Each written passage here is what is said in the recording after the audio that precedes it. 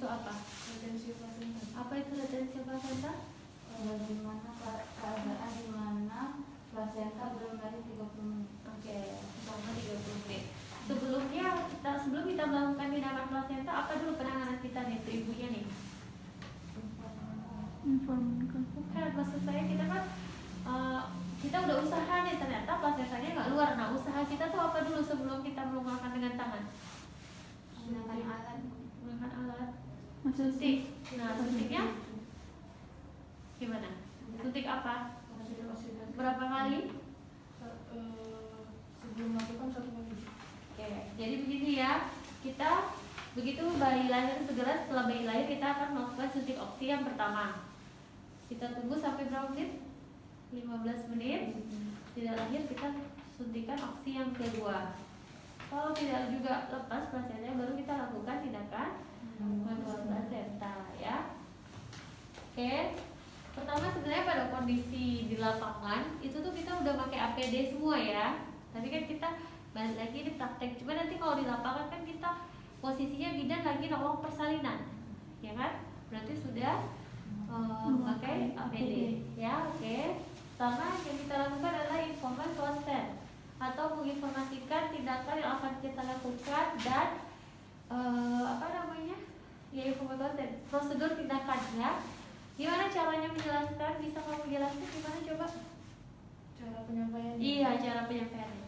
Ibu di sini bayi ibu sudah lahir. Sekarang kita akan melakukan manual plasenta karena plasenta atau area ibu tidak keluar selama 30 menit pasca bayi lahir. Rasanya kalau kita kasih tahu ibu saya akan melakukan tindakan manual plasenta, kira-kira pasiennya paham tidak? Tidak. Jadi gimana bahasanya? Kita harus menjelaskan bahwa tindakan tersebut kan manual plasenta bahasa ininya Bu, bahasa sainsnya. Bilang area-areanya tidak bisa keluar setelah 30 menit lahiran. Jadi kita melakukan secara manual Bu, menggunakan tangan gitu. Oke, jadi pertama kita ibu, bayi ibu udah lahir sehat ya Bu ya, selamat. Nah sekarang kita tinggal untuk mengeluarkan ari-ari ibu. Kita udah coba bantu, udah kita tunggu nih 30 menit, kemudian sudah kita bantu dengan obat-obatan. Ternyata plasenta ibu juga belum mau lepas, jadi kita harus melakukan tindakan dengan mengeluarkan ari-ari ibu. Jadi saya akan memasukkan tangan saya untuk membantu ari-ari ibu keluar. Agak sedikit sakit, tapi gak apa-apa. Kita bantu obat-obatan untuk pengurangan rasa sakit. Ibu relax, tarik nafas, jangan stres ya Bu, jangan tegang, gak apa-apa ya. Terus kan ada ininya, apakah ibu bersedia kita lakukan tindakan ini? Terus ada keluarga atau pendamping? Kira-kira Bapak bersedia? Kalau bersedia boleh dibantu untuk mengisi lembar persetujuannya, itu ya, oke? Nah tapi pada kondisi darurat, contoh gawat darurat ya, bukan darurat, pada kondisi gawat, misalnya ibunya kesadarannya udah, ibunya lemah, pusing, mungkin kalau kita sampaikan nggak akan mengerti, kita langsung melakukan informan consent aja. Untuk prosedur tindakan kita jelaskan pada saat kita melakukan tindakan, ya, paham ya? Oke, selanjutnya setelah kita melakukan informan consent, kita siapkan alat-alat, ya, kita siapkan alat-alat, atau cuci tangan, baru pakai APD ya. Pakai APD dulu ya.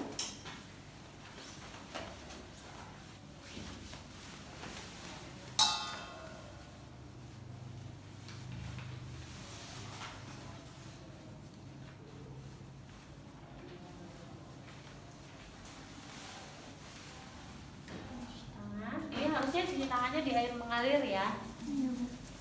Tangan. Kemudian kita melakukan pemasangan infus. Infus yang dipasang infus RL atau NaCl 0,9%. Itu di drip oksitosin 20 ampul.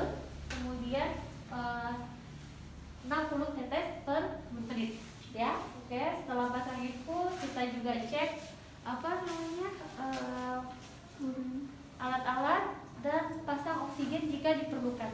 Oke, baru kita kalau bokong ibunya kotor boleh dibersihkan, tapi dalam kondisi kita sudah pakai handphone ya kalau membersihkan ya. Kemudian kita kalau sudah beres teman-teman yang tadi ya, memasang alas pompong air Bu. Ini pakai handphone.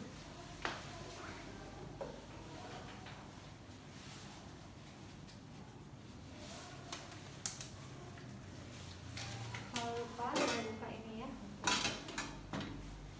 Nah kita tuang, takutnya tadi lupa kita tuang larutan betadine tadi ya ke dalam kong yang steril. Kita boleh buka ini. Oke ya.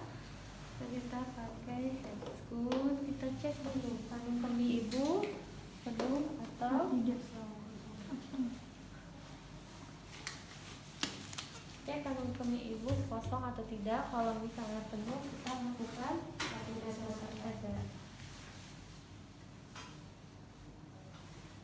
Kita lakukan kateter. Ini kita lakukan kateter. Tarik nafas ya Bu. Oke, setelah lakukan kateter, buang urin di tempat buang biasa ada wastafel ya. Kemudian letakkan di larutan klorin. Nah ini kan pasti udah kena urin ya. Berarti kita cuci tangan di air di klorin, lepas DTT, lepaskan, kemudian cuci tangan lagi, letakkan alat, lalu pakai handphone kembali ya. Ya harusnya handphonenya di tempat yang steril ya.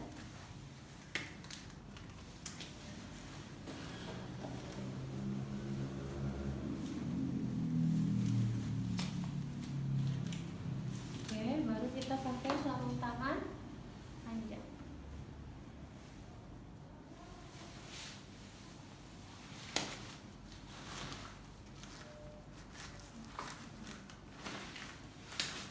Itu masukkan, celupkan ke saya pakai sarung tangan panjang. Kita lakukan dulu PTT ya. Tadi sebelum pakai sarung tangan panjang setelah pakai sarung tangan pendek, kita PTT lagi, maksudnya kita tegangkan lagi. Kira-kira kita pastikan lagi, oh ternyata masih keras, berarti memang belum lepas. Ya, baru pakai sarung tangan panjang, baru kita celupkan di larutan antiseptik. Dan minta tolong asisten untuk melakukan tegangkan tali pusat sejajar lantai. Ayo siapa yang membantu saya? Dan itu aja nak. Jadi temennya nggak kehalang kamu ini. Nah, ini ya. Ini masangnya nggak benar ya temennya nih. Ya, sini. Biar temennya kelihatan. Oke, kita lakukan tangan satu di atas pundur. Itu ada tulisannya di situ ya. Tuh kelihatan kan? Nah, masukkan tangan secara obsesif. Terus sampai ke tempat implantasi di kafum uteri ini udah ketemu. Kita rubah tangan jadi berbentuk salap. Jadi kan tadi masuknya begini. Udah sampai di kafum uteri, kita rubah bentuk salam, tapi ini begini. Ya, kalau salam kan gini kan. Dapatkan ini ya. Oke, baru kita udah bentuk salam, baru kita lakukan penyisiran. Oke, udah lepas, kita lakukan ulang eksplorasi ulang. Tahan nafas ya Bu ya, sambil kita lihat kondisi ibunya. Ya, kemudian tarik, bantu asisten, minta bantuan asisten untuk narik. Ayo bantuin tarik. Pada saat mengeluarkan hard fundus dorso kranial ini bukan fundus apa? Pindahkan tangan ke supraspinalis. Bantu tarik Kak. Ini kamu bantu tarik ini ke bawah. Kan begitu kan kalau gitu ya. Nah, oke, udah sampai sini nih. Nggak usah ditarik. Oke.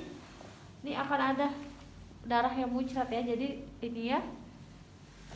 Ini boleh didekatkan di sini biar darah yang muncrat masuknya ke sini. Langsung lakukan masase uterus selama 15 detik.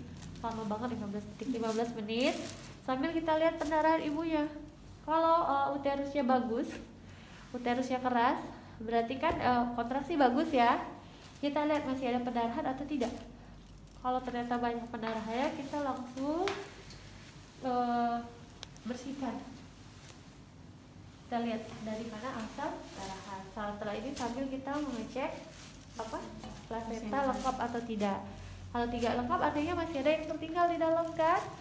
Kita bersihkan lagi ya. Oke, udah habis ini tetap masase, cek pendarahannya, kita lihat dulu ada laserasi. Kalau misalnya tidak ada laserasi, pendarahannya udah bagus, udah selesai. Tapi kalau uterusnya lembek, berarti kita harus melakukan apa? Penekanan. Hah? Kalau terus ini penekanan enggak, Bu? Penekanan apa namanya? Ya KBI dulu baru KBI. Oke ya, paham ya sampai sini ya. Nah baru kita bereskan alatnya. Ini kita masukin Bu sambil dicek, sambil kita lihat keadaan ibunya ya. Oke. Kemudian ya kan masih berdarah-darah, kita lepaskan dulu di alkoholin, lepaskan, baru kita bereskan bereskan ibunya, kemudian bereskan tempat bersalin, oke. Kemudian bereskan alat, yang penting tuh ibunya dari bersalin sambil dicek TTV ibu, ya. TTV apa tuh? Pantau kala 4 kita, kala 4 apa aja yang dipantau? Tekanan darah, nadi, suhu, terus kandung kemih, terus apa pendarahan. Yang terpenting di sini pendarahan ya. Setelah selesai kita beresin alat, dekontaminasi alat, buka lagi sarung tangan secara terbalik.